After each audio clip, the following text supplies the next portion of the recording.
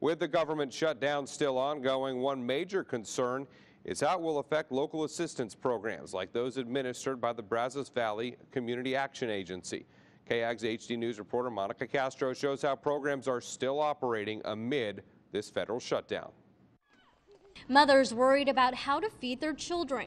The elderly wonder where their next meal will come from. BVCAA helps many people get what they need to survive.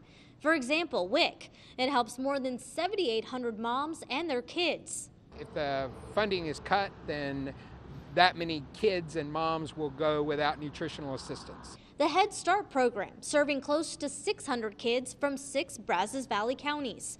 And Meals on Wheels, serving about 600 homebound elderly folks. So it's a critical program not only for their nutrition but also for their socialization. Programs like Meals on Wheels, WIC, and Head Start will be funded through this month.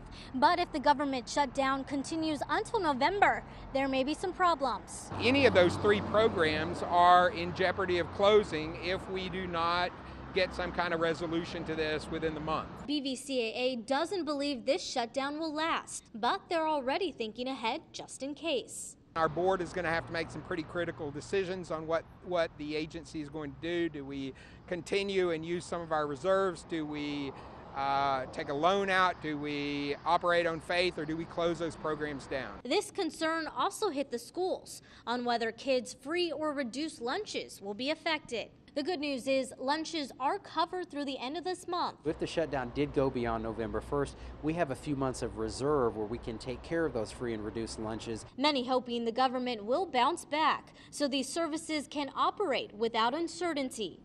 Monica Castro, KAGS HD News. Both Bryan ISD and the BVCAA say if needed, they will look at reserves that the state may have for their respective agencies if this shutdown does continue beyond this month.